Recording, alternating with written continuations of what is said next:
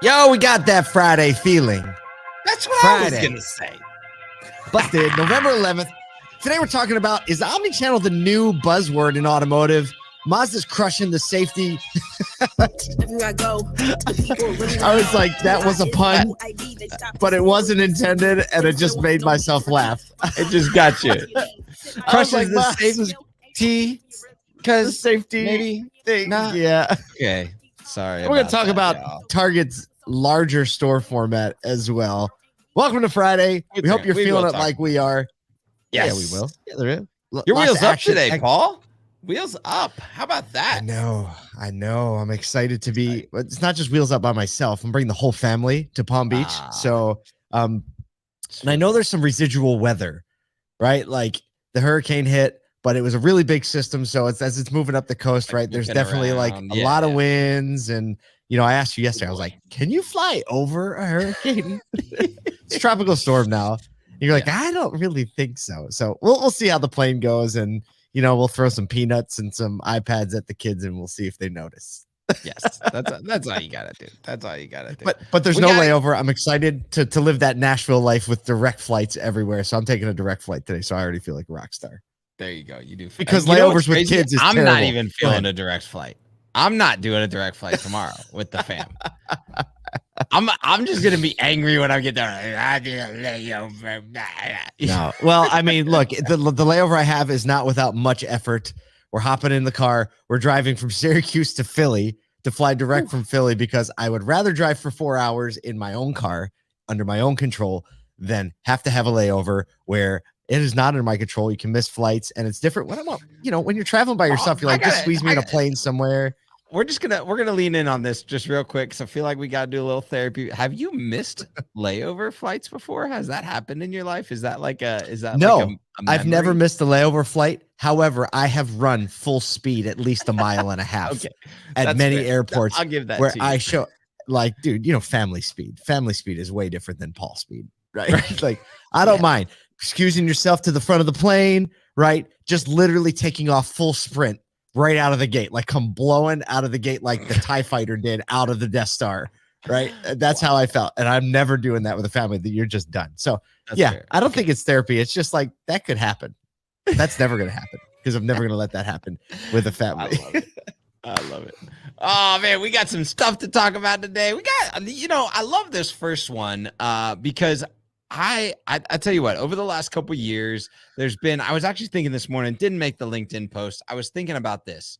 We've gone through this, like, I feel like 17, 18, 19 was all attribution, and then it sped up, and it was like, get your Google Analytics right. And then it was digital retailing, and then, Google GA and all this type of stuff, and snuck in there, but we never really explored it, was this whole idea of omnichannel. And now we're hearing that kind of like come into the ecosystem again. We're hearing people going, okay, yeah, we still have this digital retailing thing, but it's a lot more about omnichannel. And Automotive News ran the story yesterday that was kind of all about how a lot of the publics are looking at their retail solutions, and all of them have done these like larger market brand plays, specifically in used cars.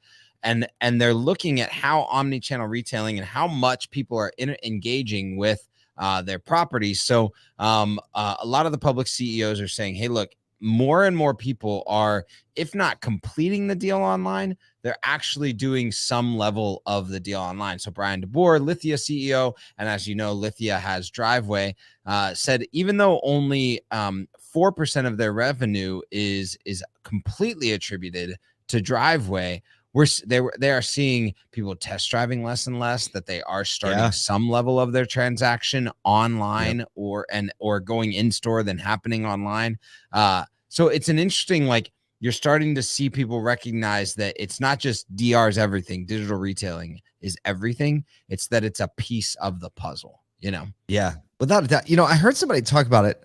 You know Joe Pistel, right? I know Joe. Yeah. So what was for a while, was his title head of product? What was he at Cars? At Inspire?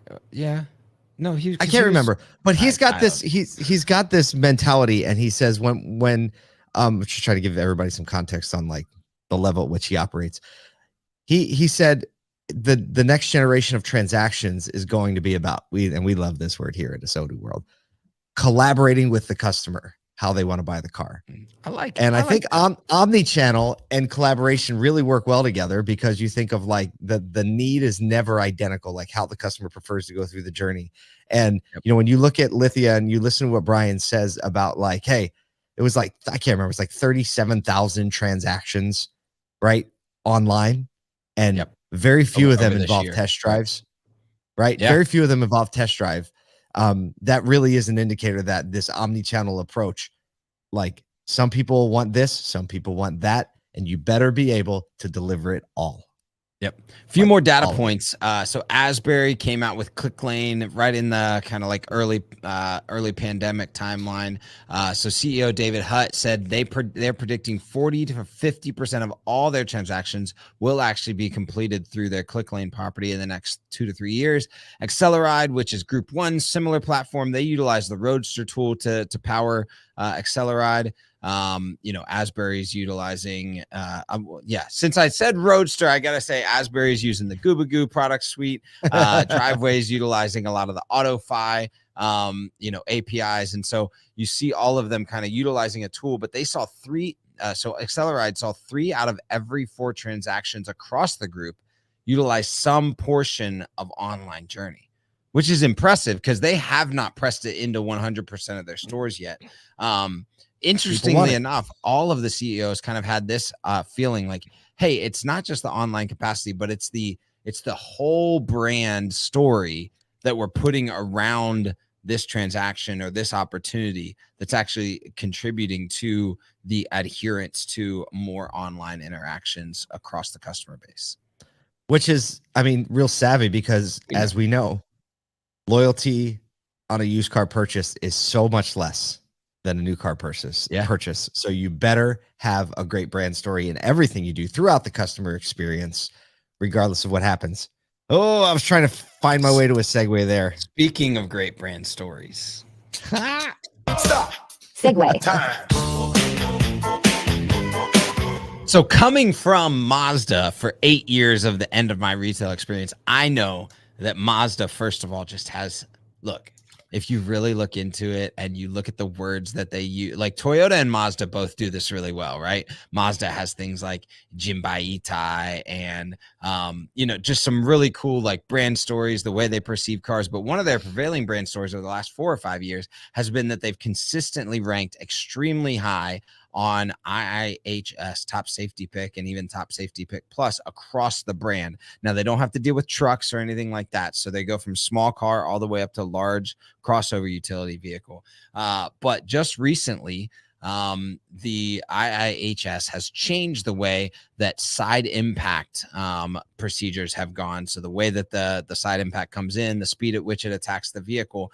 And they had already noted that the CX-5 and the CX-9 was the only one in its segment to actually get the good rating. The CX-9 was one of 2 vehicles to get the good rating. And just recently now, the Mazda 3 sedan and Mazda 3 hatchback both have gotten the good rating overall. The only 2 of 11 vehicles tested in the segment to get the rating so far. Wow. Crazy, right? Like brands like Subaru that have always been in that good rating top rated across, are now in the average rating. And like Volvo have anything in that category? No, so it's in average, and then like even Kia is in the poor rating. So wild. What, like people are just not. I wonder what the changes were. What are the changes? Do you know? So the major change is the way the side impact crash rating is happening. So you can see, actually, we're running a video right now. Like it's a pretty intense, like it is just a moving when it hit that T-bone, like bam, right in the side of the vehicle. It's moving. Oh, let's watch the inside. Crash test dummies. All the airbags deploy. Oh boy. Yeah. So just like all the red says, like how the neck, how the body, how the head impact, and what the the sensors around those are impacted. So. Yeah, Mazda coming in strong. No kidding. Well, speaking of coming in strong. Stop. There you go. Segue time. All right. So over the last years, I mean, 5 years, I'll say, but more specifically over the last 3 and the last 1 year, we're talking about the death of retail, the death of in-store, in-person retail. People don't want to go in. People want to order it online. People want to have it shipped to their house. Well, with all that talk, Target is starting to talk about its new concept store that it's been researching for years, and it's bigger than their existing stores. Did you say bigger, Paul? Yeah, you mean a like retail 20 establishment is going bigger? 20,000 square feet more space. They're saying it's going to have more of an open design. The back room, actually, now this is where it started to make sense as I was like reading through this article. The back room is going to be a lot bigger. The space is going to be used to carry a wider variety of products in every store. And there is a massive focus on click and pick life, right? Order it online, pick it up. And they said, you know, the quote from the COO says, Target stores are at the heart of how we deliver for our guests, whether they browse the aisles, shop online, or stop by for same-day services like order, pickup, and drive off. This is the EVP and Chief Operating Officer. He said guests and team members tell us they come to Target because they feel inspired, connected, and welcomed. So they're like, okay, Amazon, you got a thing. We're going to keep all of it in the store and make it real easy to get it same day, pick it up. It makes sense. At first I was like, what? And then I was like, well, here's the thing. First of all, like Target they have a brand feeling that is attached to them first and foremost. They do. So like people that shop at Target say, I shop at Target. That is a through line. But also Walmart has a brand feeling too. Yeah, it's just different. They make videos about that. But not as many people say I shop at Walmart. No, that's not like I shop at Walmart. You know, nobody's shouting that on a corner. But it's interesting to me because they're really recognizing that they've got this network of fulfillment centers. And instead of just like creating hubs or creating warehouse space like Amazon has had to do, or, you know, the little drop up situations, it's like, hey, look, we've already got a place that if we just get better at carrying a wider variety of products, a deeper level of inventory, like we can service those customers at a faster rate because they're already driving past, they're already engaging with the brand. They know that it might actually be a quicker way to get the product that they're looking for. So it's a really smart move. And not just that, but reconcepting the inside retail experience. I think as Gen Z, especially as we've heard, is returning to brick and mortar retail. If they're thinking about that as a big play to like, hey, look, we're going to reimagine the retail experience, it's an opportunity to grab massive market share. I'm personally a big fan of the brick and mortar retail experience. I love it. Me too. I do too. I love it. If you go and click through on the links in the article and you see the pictures, they have a massive drive-through lane that almost looks like a toll booth. It's so long. Wow. And like two cars deep, packing people in. I will say this for all the Target executives that are listening to this show, train your order pickers to stay out of my way. Train them to stay out of my way. I can't tell you how many, because I almost feel like I'm back at home because I have a bunch of like young folks looking down at a screen and not really paying attention to what's going on around them because they got their big cart in front of them. And like the last time I was in Target, literally one ran into me, one was blocking the middle of the aisle. And then like, I was like holding all this stuff and they were just standing, they weren't paying attention because they're trying to pick their order. I don't know. Maybe their quota's high. Also to Target, Kroger, and anyone else that isn't Publix that are listening to this show, take a look at the Publix app and how you tell it you're coming. And once you pull up, that Publix employee is already rolling out of the place. And you aren't waiting. Dope. Let's go. We don't have Publix up here, but the Wegmans people can look at the Publix thing too. There you go. Well, that was enough. I think that's enough for Friday morning. If you're not ready to go, then you're not awake. I'm about to head into the car, head to the airport. Kyle's coming tomorrow. Check us out. Modern Retail Conference. We'll be streaming from there. Lots.